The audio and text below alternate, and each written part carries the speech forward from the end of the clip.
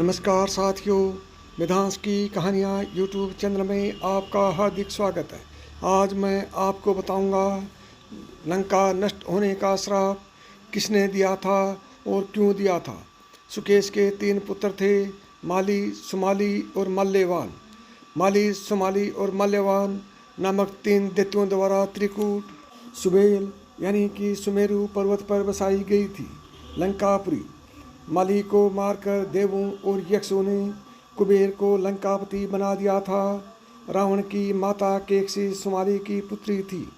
अपने नाना के उकसाने पर रावण ने अपनी सौतेली माता इलविला के पुत्र कुबेर से युद्ध की ठानी थी और लंका को फिर से राक्षसों के अधीन लेने की सोची। रावण ने शुंबा और बाली द्वीप को जीतकर अपने शासन का विस्तार करते हुए अंगद्वीप, मलय द्वीप, वराह द्वीप, शंख द्वीप, कुशद्वीप, वय द्वीप और आंध्रालय पर विजय प्राप्त की थी। इसके बाद रावण ने लंका को अपना लक्ष्य बनाया। लंका पर कुबेर का राज्य था, परंतु पिता ने लंका के लिए रावण को दिलासा दी तथा कुबेर को कैलाश पर्वत के आसपास के त्रिविष्टप यानी तिब्बत क्षेत्र में रहने के लिए कह दिया। इसी तारतम्य में रावण ने कुबेर का पुष्पक विमान भी छीन लिया। कुबेर रावण का सौतेला भाई था। कुबेर धनपति था। कुबेर ने लंका पर राज कर उसका विस्तार किया था। रावण ने कुबेर से लंका को हड़प कर उस पर अपना शासन कायम किया। ऐसा माना जाता है कि लंका को भगवान शिव ने बसाया था।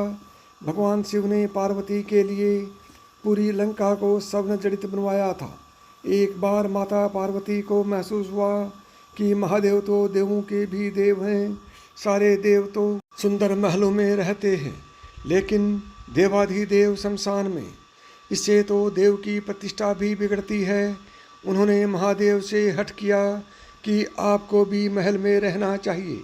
आपका महल तो इंद्र के महल से भी उत्तम और भव्य होना चाहिए। उन्होंने जिद पकड़ी कि अब ऐसा महल चाहिए जो तीनों लोकों में कहीं न हो।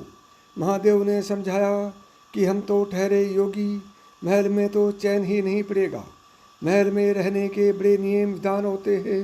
मस्तमौला ओघड़ों के लिए महल उचित नहीं है, परंतु देवी का वह तर्क अपनी जगह पर कायम था कि देव यदि महल में रहते हैं तो महादेव क्यों शमशान में और बर्फ की चट्टानों पर। महादेव को झुकना पड़ा। उन्होंने विश्वकर्मा जी को बुलाया। उन्हें ऐसा महल बनाने को कहा जिसकी सुंदरता की बराबरी का महल त्रिभुवन में कहीं न हो। वह न तो धरती पर हो न ही जल में। विश्वकर्मा जी की जगह की खोज करने लगे। उन्हें एक ऐसी जगह दिखी जो चारों ओर से पानी से ढकी हुई थी। बीच में 3 सुंदर पहाड़ दिख रहे थे। उस पहाड़ पर तरह तरह के फूल और वनस्पति थे। यह लंका थी। विश्वकर्मा जी ने माता पार्वती को उसके बारे में बताया तो माता प्रसन्न हो गई और एक विशाल नगर के ही निर्माण का आदेश दे दिया। विश्वकर्मा जी ने अपनी कला का परिचय देते वहाँ सोने की अद्भुत नगरी ही बना दी। माता ने गृह प्रवेश को मुहूर्त निकलवाया।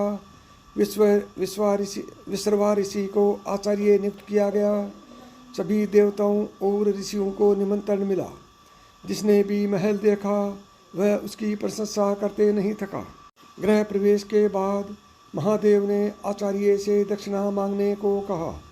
महादेव की माया से विश्रवा का मन उस नगरी पर ललचा गया था, इसलिए उन्होंने महादेव से दक्षिणा के रूप में लंका ही मांग लिया।